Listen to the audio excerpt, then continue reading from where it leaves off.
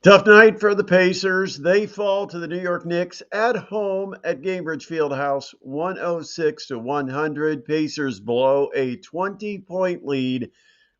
It's the dreaded 20-point lead against the New York Knicks. Somehow the Knicks, that's a magical number.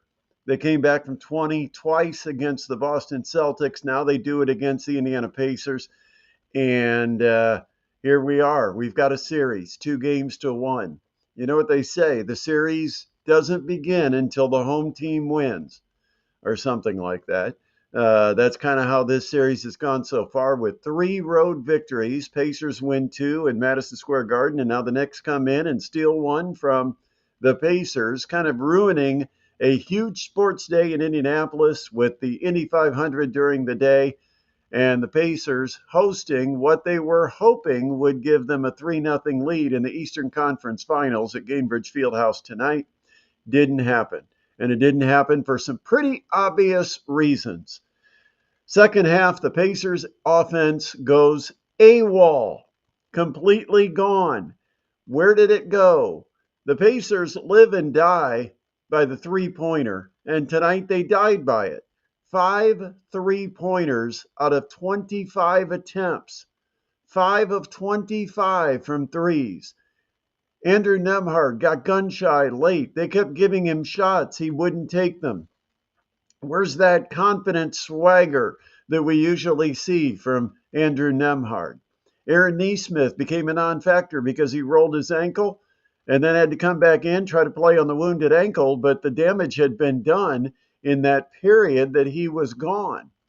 You know, he leaves the game and immediately a double-digit lead gets chopped down, and eventually on a insane run by Karl Anthony Towns, who hit some very difficult shots, the New York Knicks took the lead, and the Pacers couldn't get momentum back until the Knicks had a 2-possession advantage. And a lot of that was Karl Anthony Towns. Jalen Brunson sat on the bench for a good deal during the fourth quarter because of foul trouble. But I'll tell you, that injury to Aaron Nesmith, let's not forget about that, because that I felt really changed the game, because at that time Rick Carlisle was setting his rotation, resting. I think he had Miles Turner out of the game. He had Pascal Siakam out of the game. He had Tyrese Halliburton out of the game, and so there wasn't a lot of offense. You had Obi Toppin out there. You had I think Nembhard was out there, but Nesmith leaves injured. And now you've got a lot of backups. You've got to try to find points with this backup group with TJ McConnell running the point, and they couldn't find any offense. And Obi Toppin, not a good night. And as a result, the Pacers blow what was seemingly an insurmountable lead. But as Reggie kept pointing out over and over again during the broadcast, the Pacers went from being up 20 to only being up 13 at halftime.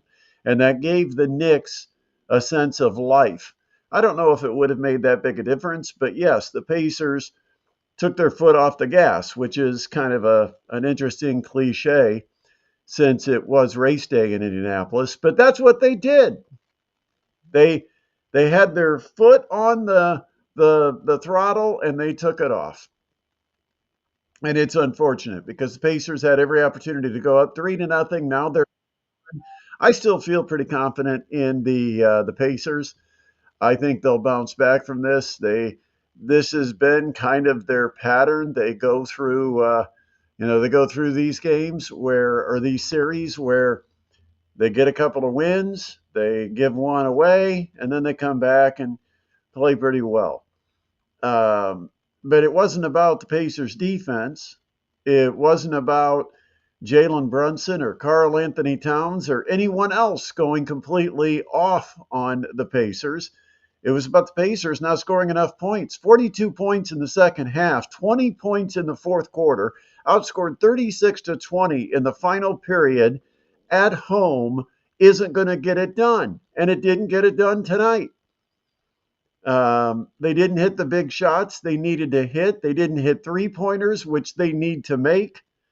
And as a result, New York celebrates the victory on Indiana's floor. And now you've got the quick turnaround to Tuesday night when the game 4 will be played in this series.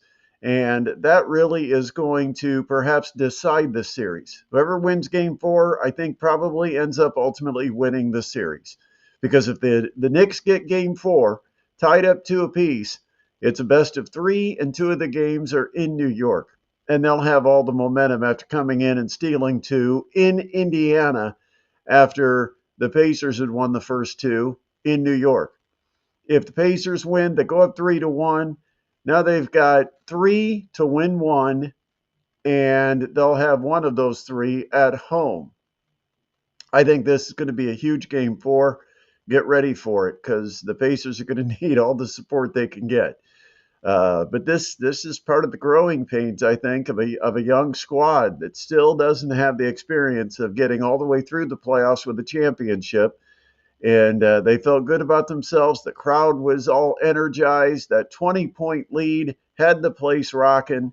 But you cannot count the Knicks out. They have proven it over and over again, and they proved it again tonight. I mean, they will keep fighting. And when they started to cut into that lead and they got it down to where it was 11 and then it got into single digits. In fact, I think at 11 they had a three-pointer and made it 8. And at that point I thought Pacers are going to lose this darn thing. They're going to blow this. Because this is exactly what the Knicks do.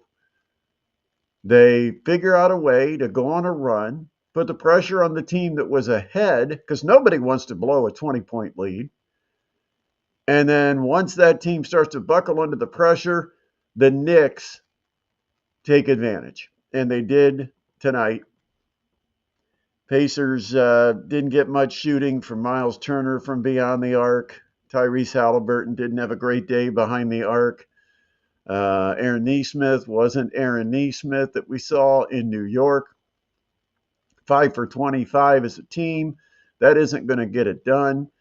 And so the Pacers, they just got to come back out and be themselves. It's not like the Knicks blew them out, and it's not like the Knicks scored a ton of points. This is the way the Knicks have to win games. They have to win them lower scoring. The Pacers have to get this game up and down. I thought the Knicks did do a good job in a few areas. Number one, I thought the way they switched on screens and made sure the Pacers didn't get open three-point looks, they were very good at that. And Rick Carlisle's going to have to go study the film, figure out a way to either free up three-point shooters or take advantage of that defense in other ways so that the Knicks have to adjust to it or think about something else so they can't just be totally geared on taking away the Pacers' three-point shots. Pacers transition game, I thought when the game got close, that transition game kind of slowed down. And if the Pacers are running and gunning, they generally are playing a more lively style that suits the Indiana Pacers and works against the New York Knicks. But once they slow down, they're playing the tempo of the Knicks. The Knicks made it more of a half-court game in the fourth quarter, and the Knicks absolutely dominated the final 12 minutes. Love to hear your thoughts on this. You can leave a comment. Make sure you subscribe to the channel. Make sure you like the channel and like this video. Plus, I want you to share this channel. That'd be really important as well. All right, it is Game 4 coming up Tuesday night. It's going to be a big one. Hope everybody's tuned in for it. We'll talk to you later. Have a great night. Have a great holiday. And thank you to those that have served. And a special appreciation to those that have given the ultimate sacrifice so we can live in such a free country. All right. Have a great Memorial Day. We'll talk to you again soon.